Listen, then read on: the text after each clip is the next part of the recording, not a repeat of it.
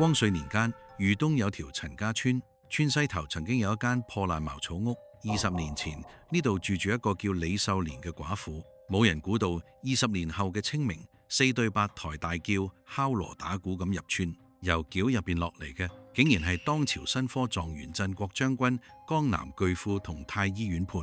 更令人震驚嘅係，呢4位風光無限嘅人物，竟然一齊跪喺茅草屋舊址前，對住一位滿頭白髮嘅老婆婆叩頭請安，仲出重金喺度起咗一座慈母堂。鄉親議論紛紛，有人話呢個老婆婆係前世收嚟嘅福氣，但亦有人記得當年佢收養4個孤兒時，村入邊唔少人喺背後講佢閒話。呢20年之間到底發生咗咩事？點解4個冇依冇靠嘅孤兒可以長成咁樣嘅人才？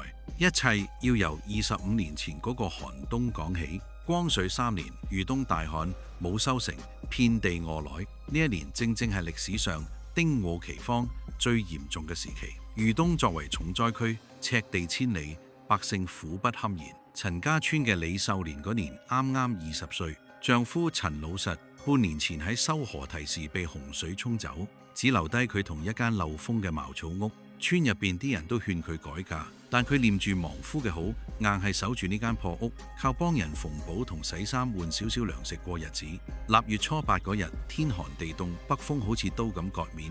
李秀蓮傍晚喺隔離村幫人縫完棉帕返屋企，經過村頭老槐樹時，隱約聽到一陣微弱嘅喊聲。佢循聲走過去，見到樹窿入面包住4個襁褓，最大唔過3歲，最細仲係 BB。塊面凍到發紫，喊聲越嚟越弱。李秀蓮心入邊好似俾人刺咗一下咁痛。佢諗起丈夫生前講過，積德行善總會有報，但自己連飯都未必食得飽，點養4個細路？佢猶豫想轉身走，但襁褓入邊嘅細路好似感應到咁，喊聲突然大咗少少，嗰啲細細聲好似勾咁勾住佢個心。算啦算啦，既然遇到就當係緣分。李秀蓮咬緊牙，除低身上件單薄棉帕，將4個細路緊緊抱住，一步一步挪返屋企。茅草屋入邊冇炭火，只有一盞暗淡油燈。李秀蓮將細路放喺鋪住稻草嘅土炕上，又揾嚟丈夫生前嘅舊棉衣，撕開嚟逐個幫佢哋蓋好。佢摸咗摸最細嗰個額頭，熱到燙手，心急如焚。佢諗起村東頭黃郎中，但係屋企連1文錢都冇，點請人睇病？情急之下，李秀蓮拔低自己唯一一支銀簪，嗰係佢出嫁時娘家俾嘅嫁妝，係佢最珍貴嘅嘢。佢緊緊幹住支銀簪，眼淚喺眼眶打轉，但望住幾個細路微弱嘅呼吸，最終都係咬緊牙跑去黃郎中屋企。黃郎中見到佢凍到成個人發抖，手入邊仲攢住支銀簪，嘆咗一口氣：秀蓮啊，你又何苦呢？自己都顧唔掂，仲要執咁多細路。雖然口講咁樣，但都係跟住佢返屋企，幫啲細路開咗藥方，仲留低幾包草藥。由嗰日開始，李秀蓮嘅日子更加艱難。佢每日天未光就起身，幫細路換尿布餵奶。佢將屋企僅有嘅少少糧食煮成稀粥，用細匙一啖一啖餵俾細路。之後就去方坡挖啲凍到硬晒嘅草根，又去河邊洗衫，有時仲要上山執柴，一日忙到冇停過。村入邊啲人見到都喺背後指指點點，呢個李秀蓮係咪傻咗？自己男人都冇咗，仲養4個野仔，遲早累死自己。係啦，呢4個細路話唔定係災星，跟住佢都係受苦，不如送走算啦。仲有啲心術唔正嘅人想抱走細路去賣，都俾李秀蓮拼命攔住。有一次，隔離村嘅張屠戶嚟到村入邊，見李秀蓮生得清秀，又帶住4個細路，就嬉皮笑臉咁講：秀蓮妹，你帶住呢4個拖油樽咁辛苦，不如跟我包你同啲細路有飯食。李秀蓮當時正幫細路縫衫，聽到之後拎起剪刀指住佢：你唔好亂講，我就算餓死都唔會俾細路受委屈，你再敢嚟，我就死喺你面前。張屠戶俾佢嚇到灰溜溜走咗。由嗰之後，村入邊啲人更加唔待見佢，話佢唔識好打又死腳。但李秀蓮完全唔理，佢心入邊得一個念頭，一定要將呢4個細路養大成人。佢幫4個細路改名，最大叫陳文，希望佢將來識讀書識字；第2叫陳武，希望佢身體強壯；第3叫陳富，希望佢將來生活好過；最細叫陳醫，希望佢識醫術可以救人。日子一日一日咁過，4個細路慢慢長大。陳文最懂事，成日幫手照顧細佬。陳母力氣大，5歲就跟住上山執柴。陳父最醒目，會幫手執破爛。陳姨最黐人，成日跟住李秀蓮一聲聲叫糧。但係屋企嘅糧食越嚟越少，有時一日只係得2餐稀粥。李秀蓮成日將粥入邊嘅米粒全部俾細路，自己淨係飲湯。有一次陳文發現，捧住碗喊住講：糧你都要食，你唔食我哋都唔食。李秀蓮笑住摸佢個頭：糧唔餓，糧食過咗，你哋快啲食，食完仲要讀書。原來李秀蓮一直冇忘記要俾細路讀書，佢知道只有讀書先可以改變命運。村入邊有個老秀才開咗間私塾，李秀蓮每日去幫佢挑水掃地，只求老秀才俾陳文喺旁邊聽書。老秀才見佢有誠意，又見陳文聰明，就答應咗。陳文好爭氣，每日一早去私塾，放學翻嚟仲教細佬認字。李秀蓮睇住，心入邊又欣慰又心酸。佢知道單靠旁聽係唔夠，但屋企真係冇錢正式入學。有一年冬天，陳文隻手凍到裂開，仲堅持寫字。李秀蓮睇喺眼入邊，痛喺心入邊。佢連夜織咗一對布鞋，第二朝一早拎去鎮上賣。鎮上啲人見做工精細，就買咗落嚟，俾咗佢500文錢。李秀蓮攞住啲錢，激動到眼淚直流。佢即刻去書店買書同筆墨紙案，又幫細路買咗幾件棉衫。返到屋企，當佢將書同棉衫交俾細路嗰陣，4個細路全部喊住抱住佢叫娘。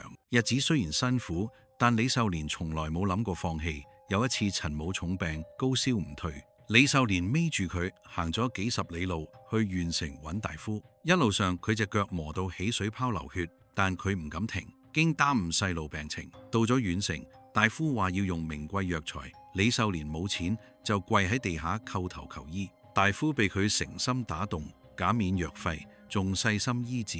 陳母終於轉危為安。由縣城翻嚟嘅路上，陳母伏喺李秀蓮背上，細聲講：娘，等我大個，一定好好孝順你，俾你好日子過。李秀蓮聽到，眼淚滴落佢頭髮上。娘唔需要你報答，只要你哋平平安安，娘就已經心滿意足。就係咁樣，喺李秀蓮細心照顧之下，4個細路慢慢長大。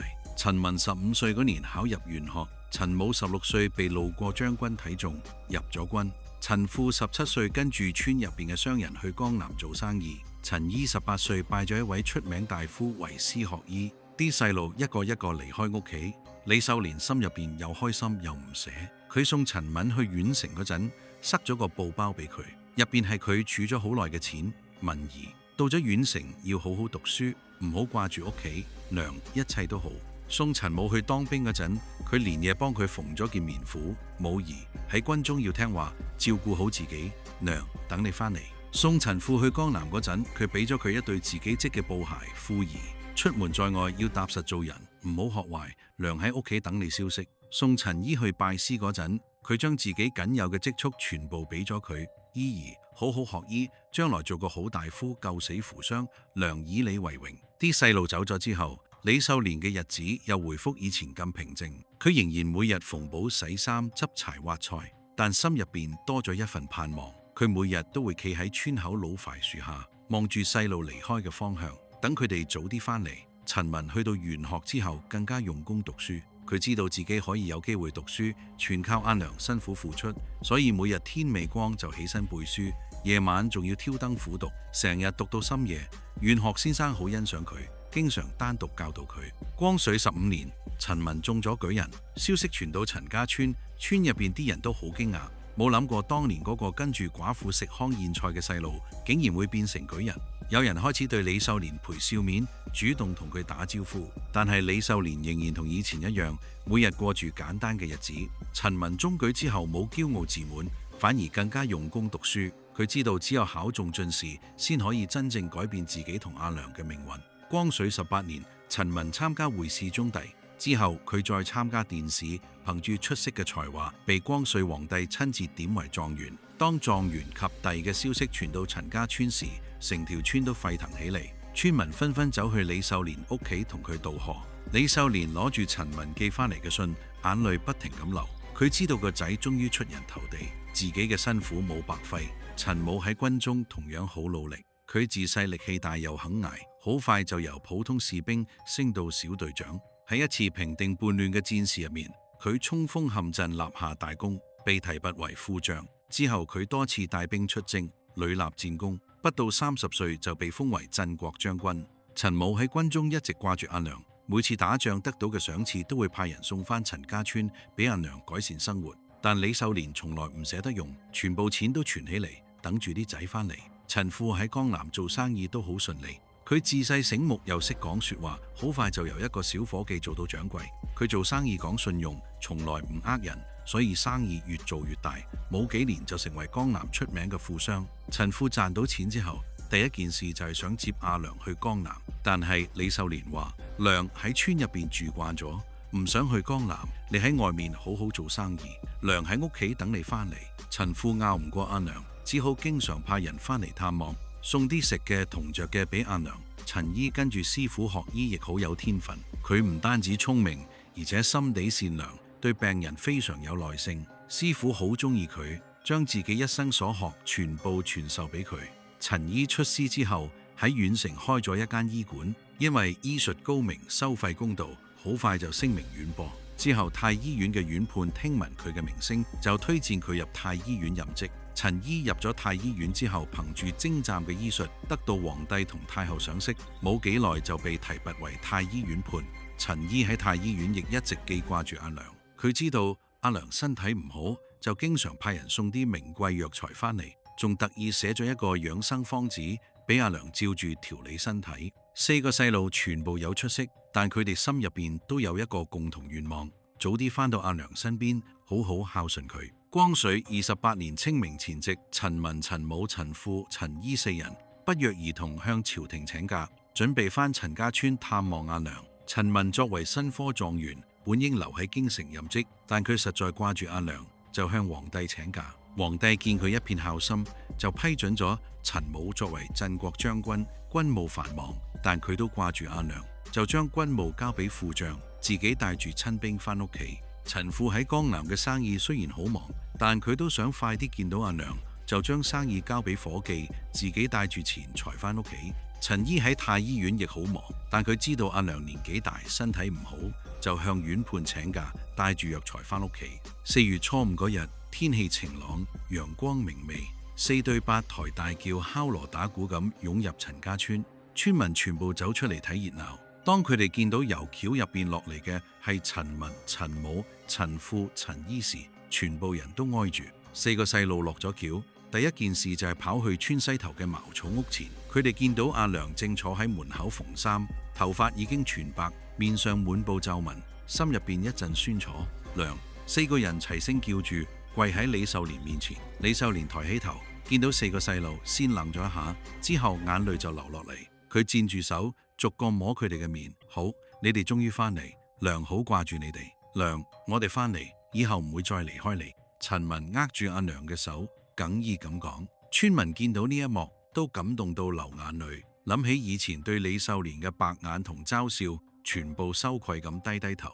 有人話：秀蓮啊，以前係我哋唔啱，你唔好放喺心，你養咗4個好仔，真係好叻。李秀蓮笑住講：過去嘅事就算啦，我唔怪你哋，仔有出息，我就心滿意足。4個細路喺茅草屋入邊住咗幾日，每日都陪阿良傾偈、煮飯、幫手做家務。佢哋見到阿良住嘅茅草屋又破又舊，心入邊好難受。陳文話：良，呢間屋太殘舊，我哋幫你起一間新屋。陳武話：良，我喺京城有府邸，接你去京城住。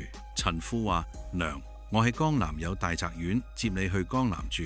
陳醫話：我喺太醫院識好多名醫，接你去京城幫你調理身體。李秀蓮搖頭：良喺村入邊住慣咗，唔想去其他地方。呢間茅草屋雖然殘舊，但始終係良同你哋一齊生活過嘅地方，良唔捨得離開。4個細路見阿良堅持唔走，就商量喺茅草屋舊址起一座慈母堂，俾後人記住阿良嘅恩情。佢哋講做就做，即刻派人去縣城請最好嘅工匠，買最好嘅材料。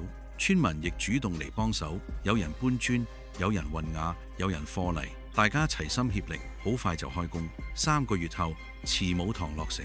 呢座慈母堂氣勢宏偉，雕梁畫棟，非常靚。堂入邊供奉住李秀蓮嘅畫像，兩邊處刻住一副對聯：慈母恩深似海，四子孝重如山。舉行慈母堂落成儀式嗰日，村入邊啲人全部到齊，仲有附近村落嘅人都嚟祝賀。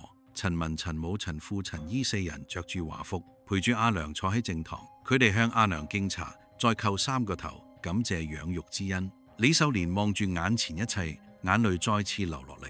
佢拉住4個細路嘅手，笑住講：我兒，你哋有呢份心，娘已經滿足。娘一生最大幸福就係有你哋呢4個好仔。自此之後，慈母堂成為陳家村嘅標誌。每年清明，陳文、陳武、陳富、陳姨都會帶住屋企人返嚟拜祭阿娘。之後李秀蓮離世，就葬喺慈母堂後面。附近嘅人亦經常嚟慈母堂祭拜，學習李秀蓮嘅慈母之心同4個仔嘅孝順。呢個故事一代一代流傳落嚟，成為當地一個出名嘅民間故事。人哋都話李秀蓮係一位偉大嘅母親，用自己一生養大4個人才，4個仔亦係孝順典範，用行動報答母親養育之恩。而慈母堂就成為母愛同孝道嘅像子，永遠留喺人心之中。